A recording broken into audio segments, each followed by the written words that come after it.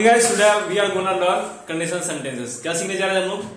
Conditional sentences. Very good. तो सबसे पहले हम समझते हैं कि कंडीशनल सेंटेंस एक्चुअल में होता क्या है, उसके एग्जांपल्स क्या होते हैं और इसके कितने टाइप होते हैं. ठीक है ना. तो देखिए यहाँ पे हम पहले एक्सप्लेनेशन लिख रखे हैं इसका में. देखिए conditional sentences are the sentences in which one of the sentences is dependent on others. देखिए कंडीशनल का मतलब होता है शर्त. क्या होता है? शर्त होता है. ठीक है. तो देखिए कंडीशनल सेंटेंस जो हमारे कंडीशनल वाक्य होते हैं वो इस प्रकार के वाक्य होते हैं जो in which one of the sentence, जिनमें देखिए इसमें क्या होता है, दो सेंटेंस एक दूसरे से जुड़ा होता है. तो इसमें जो एक सेंटेंस होता है वो क्या होता है, in which one of the sentence is depends on other. एक सेंटेंस क्या होता है, किसी दूसरे पर आश्रित होता है, डिपेंड रहता है, निर्भर रहता है. तो उस सिचुएशन जब हमें आए, मतलब मान लीजिए किसी दो सेंटेंस को आपको बनाना है और किसी एक सेंटेंस उसका आधा जो भाग है वो किसी दूसरे पर जब आश्रित रहता है, डिपेंड रहता है, तब हम उसको बोलते हैं कंडीशनल सेंटेंस. क्या बोलते हैं? Conditional sentence. तो देखिए इसमें क्या होता है ना, जो सेंटेंसेस होते हैं कंडीशनल के वो अलग अलग प्रकार से होते हैं. वो हम कुछ यहाँ पे एग्जांपल लिख रखे हैं. अभी मैं इसको आपको समझा दे रहा हूँ, उसके बाद मैं आपको बताऊंगा कि कंडीशनल सेंटेंस कितने प्रकार के होते हैं. ठीक है ना, और उनके नाम क्या होते हैं. तो सबसे पहले एग्जाम्पल समझ लेते हैं. देखिए यहाँ पे एग्जाम्पल हम लिखे हैं, यदि या अगर आप परिश्रम करोगे तो सफल होगे. अब यहाँ पे आप एक चीज नोटिस करेंगे कि इसके लास्ट में भी हमारा होगा होगी या गागेगी का सेंटेंस आएगा, इसमें भी होगा होगी का कॉन्सेप्ट आएगा. तो कई बच्चे होते हैं ना कि दोनों जगह पे क्या कर देते हैं, विल का यूज कर देते हैं. लेकिन कंडीशनल सेंटेंस में हम ऐसा नहीं करते. हम पहला जो सिचुएशन होता है उसको हम प्रेजेंट इंडेफिनिट टेंस में बनाते हैं, और जो दूसरा होता है जो डिपेंडेंट रहता है उसको हम फ्यूचर इंडेफिनिट में बनाते हैं. ठीक है. इसका स्ट्रक्चर मैं आपको लिखूंगा, लेकिन बस अभी इसको समझाने के लिए, इस कॉन्सेप्ट को समझाने के लिए मैं आपको कुछ एग्जांपल्स बता रहा हूँ. और उसके बाद जब मैं स्टेप बाय स्टेप चारों टाइप बताऊंगा इसका, तब मैं आपको स्ट्रक्चर के साथ उसका कंडीशन अच्छे समझाऊंगा कि किस कंडीशन में कौन सा स्ट्रक्चर हम लोग यूज करेंगे. ठीक है ना. तो सबसे पहले पहला एग्जांपल देख लेते हैं. लिखे यहाँ पे, यदि या अगर आप परिश्रम करोगे तो सफल होगे. तो यहाँ पे क्या करेंगे, if you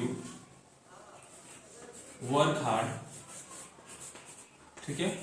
if you work hard then, तो के लिए हम लोग देन लगाते हैं. उसको लिखते हैं बस ऐसे ही हम लोग कॉमा लगा देते, तो उसको देन पढ़ते हैं. तो क्या बोल रहे हैं, इफ यू वर्क हार्ड तो सफल होगे, then you will be success. Then you will be success. ठीक है ना. अब देखिए दूसरा सेंटेंस जो लिखे हैं, अगर मैं पक्षी होता तुम्हारे पास आ जाता. चलो तो छोड़ दीजिएगा. हाँ, अगर मैं पक्षी होता तो तुम्हारे पास आ जाता. अगर मैं पक्षी होता तुम्हारे पास आ जाता. यहाँ पे तो छोड़ दे, लेकिन ऐसे भी बोल सकते हैं आप. ठीक है ना. लेकिन अगर आपको बोलना है तो भाई बोल लो, क्या करना है. ठीक है. तो देखिए आपका, अगर मैं पक्षी होता तो मैं तुम्हारे पास आ जाता, तो क्या हो जाएगा. देखिए यहाँ पे हम लोग गेस की बात करते हैं. यहाँ पे क्या करेंगे, इफ, यहाँ पे पहले अगर लिख देंगे, क्या लिखेंगे, इफ आई वर. अब देखिए यहाँ पे वर लगा रहे हैं. अब आप सोचेंगे कि सर आई के साथ तो हम वर का यूज करते ही नहीं है. तो यही कंडीशनल का कॉन्सेप्ट है. ठीक है ना. If I were a bird, then I would fly to you. Then I would fly to you. अब भाई पक्षी चल के थोड़ी नहीं जाएगी, ये चल के या गाड़ी उड़ी थोड़ी बुक करके जाएगा, मैं टैक्सी लाओ, ऑटो लाओ, इसमें चलूंगा. तो क्या बोलेंगे, if I were a bird I would fly to you. अगर मैं एक पक्षी होता मैं तुम्हारे पास उड़ के आ जाता या आ जाता, दोनों का मतलब एक ही है. तो देख रहे हैं ना, ये भी सेंटेंस हमारा किसी अलग तरीके से बना है और ये भी किसी अलग तरीके से बना है. इसमें देखिए हम उड़ का यूज कर रहे हैं. क्यों कर रहे हैं मैं आपको बताऊंगा अच्छे से. ठीक है ना. लेकिन अभी बस कॉन्सेप्ट के हिसाब से समझ लीजिए. देखिए तीसरा लिखे, यदि तुमने कड़ी मेहनत की होती तो सफल हुए होते. ठीक है ना. तो कैसे बनाएंगे, if you had worked hard, then तो सफल हुए होते. तो क्या बोलेंगे, then you would have success. SUCCESSED.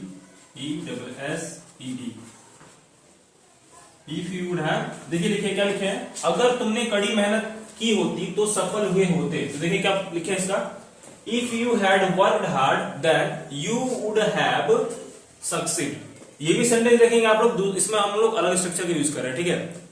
पहले में भी अलग यूज किया, दूसरे में भी और तीसरे में. देखिए फोर्थ नंबर जो हमारा स्ट्रक्चर है, अगर तुम मेरे पास फोन करते तो मैं तुम्हारे पास सॉरी, मैं तुमसे बात करता। अगर तुम मेरे पास फोन करते तो मैं क्या करता, तुमसे बात करते। इसको कैसे बनाएंगे?